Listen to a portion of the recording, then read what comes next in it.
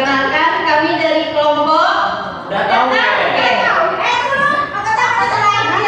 Udah tahu ke? Belum. Makanya Kami bertanya, Ana mau tanya satu lagi. Udah tahu ke? Justru kami tidak tahu, maka kami bertanya. Makanya dengar dulu. Perkenalkan, kami dari kelompok. Udah tahu ke? Kami dari Satgas PPA Kota Sawalunto. Yes, yes, yes.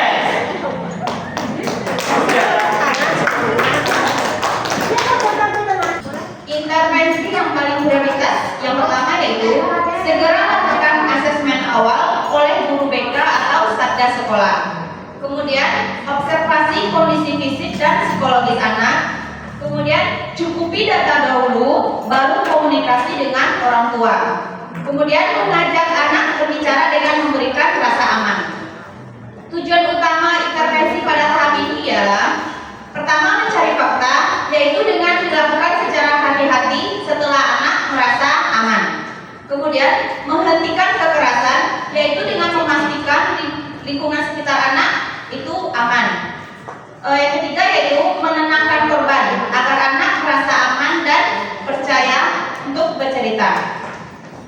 Lalu siapa saja yang perlu dilibatkan pada tahap ini? Yang pertama ialah guru kelas atau wali kelas, kemudian guru BK atau konselor sekolah, kemudian satgas perlindungan anak di sekolah, kepala sekolah, dan orang tua dari siswa tersebut. Dan jika diperlukan, melihat kondisi yang terjadi pada anak, maka dibutuhkan psikologis anak, psikolog anak, dan dinas sosial P2 TP2. Apa risiko yang terjadi jika salah dalam intervensi? Yang pertama adalah anak semakin takut dan menutup diri. Kemudian anak bisa mendapatkan tekanan atau kekerasan lebih lanjut di rumah. Kemudian trauma anak semakin berat. Informasi tidak akan akurat karena anak takut untuk jujur. Selanjutnya dilanjutkan oleh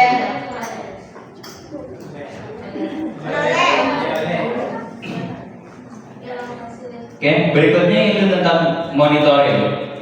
Nah, setelah intervensi awal, apa yang perlu dimonitoring? Yang pertama, perubahan perilaku anak lebih terbuka atau lebih tertutup.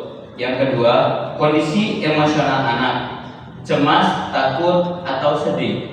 Kemudian yang ketiga, kondisi fisiknya, apakah ada lebam baru atau tidak. Kemudian yang keempat, kehadiran dan prestasinya di sekolah. Kemudian yang kelima, interaksi sosial dengan temannya. Kemudian yang keenam, respon dari pihak keluarga. Nah, kemudian yang kedua, seberapa sering monitoring dilakukan. Nah, yang pertama, tahap awal minggu pertama sebaiknya dilakukan setiap hari. Kemudian yang kedua, dilakukan secara berkala atau mingguan. Kemudian jangka panjang sesuai dengan perkembangan kasus. Kemudian yang ketiga, apa tanda bahwa kondisi anak membaik atau memburuk? Nah, yang membaik, yang pertama, anak mulai terbuka. Yang kedua, anak mulai bermain dengan temannya. Yang ketiga, nilai dan prestasi anak kembali meningkat. Kemudian yang keempat, tidak ada tanda lebam baru. Kemudian yang kelima, emosi anak lebih stabil. Kemudian kondisi memburuknya. Yang pertama, anak semakin menarik diri. Dan yang kedua, takut yang berlebihan atau cemas. Dan yang ketiga, luka lebam pada anak bertambah.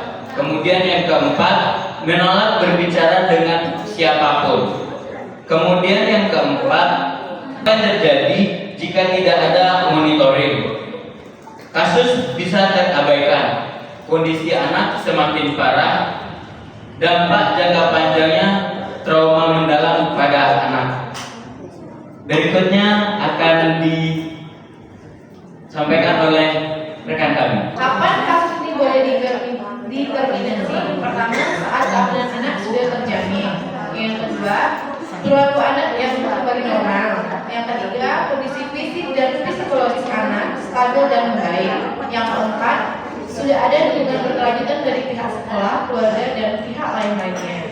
Jadi terminasi ini bukan berdasarkan waktu, tapi berdasarkan kondisi anak benar-benar aman.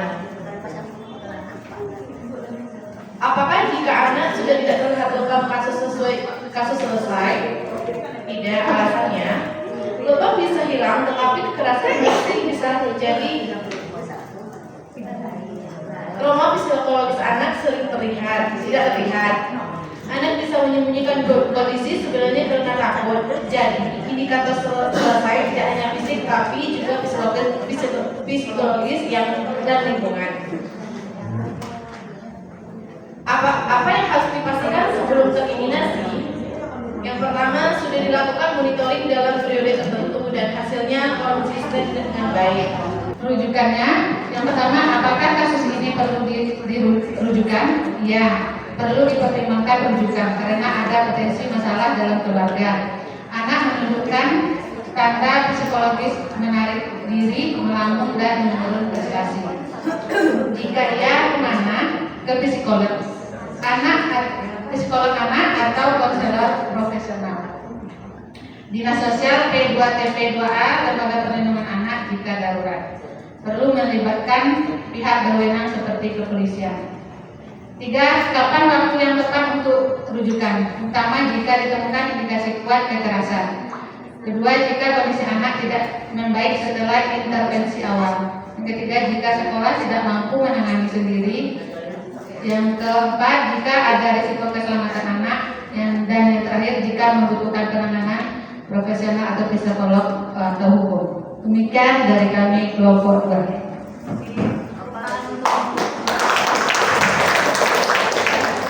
Nah, kita kan sedang latihan ya Bapak Ibu ya. Boleh siapa yang mewakili? Selesai. Yang mewakili satu orang menyimpulkan gitu ya. Secara general aja dengan bahasa sendiri ketika misalnya ditanya sama wali nagari apa yang terjadi sama kasus ini dan apa rencana dari Satgas. Nah, bagaimana cara mengkomunikasikan yang mulai dari awal, kemudian rencana intervensinya dan nanti endingnya seperti apa. Silakan. Oke, ibu-ibu semuanya, setelah kita lakukan pendalaman ini terhadap kasus ini, sepertinya kasus ini diperlukan untuk dilakukan perujukan ke tahap berikutnya karena melihat kasus ini cukup kompleks. Nah, jadi kalau misalkan kita lakukan rujukan ke atasnya lagi, jadi kita bisa mengetahui lebih detail lagi apa dan seperti apa tindakan selanjutnya agar si anak kita sangat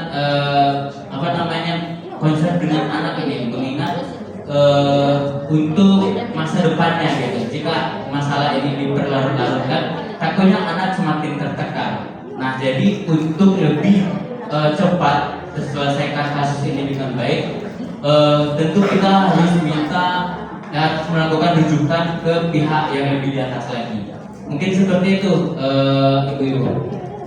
Ya, Bapak Ibu, saya berdasarkan hasil asesmen yang sudah, berdasarkan hasil pemeriksaan yang sudah saya lakukan, maka didapatkan gambaran kondisi anak kita. Nah, ada tambahan, boleh. Jadi Silakan. berdasarkan ini maka didapatkan gambaran kondisi anak kita sekarang. Itu disampaikan ya ke pihak yang akan kita rujuk ini di sekolah, kemudian makan, kemudian keluarga harus ngapain nanti kan tadi kan udah lengkap ya yang dilakukan oleh kelompok ya. Di keluarga ibu harus seperti apa, di sekolah ini harus seperti apa, gitu ya. Di wali nagari apa yang harus kita lakukan. Silakan. Mau komunikasikan hasil kasus siapa tadi kemarin namanya? Si A. Nah, Bapak Ibu sudah ada Bapak. Jadi melihat dari asesmen awal, kita sudah melakukan pendalaman awal di tempat kejadian di sekolah. Jadi setelah kita lakukan asesmen awal, nah untuk di sekolah kita kan menemukan anak ini cenderung menurun dari biasanya yang ceria, terus yang biasanya dia suka interaktif dengan teman-temannya, tapi sekarang terlihat lebih dominan mengurung diri atau menyendiri dan menjauh dari kehidupan sosialnya. Nah, jadi kita berencana untuk melakukan tindak lanjut dari permasalahan ini. Nah, kemudian dari lingkungan sekitar, dari kompleks atau kawasan tinggal anak ini, kita akan melakukan, kalau istilah sekarang itu, sterilisasi terhadap anak. Kenapa dilakukan itu? Supaya anak ini dia bisa merasakan kenyamanan yang lebih nyaman gitu. Jadi tidak ada rasa tekanan yang terus dirasakan oleh anak gitu.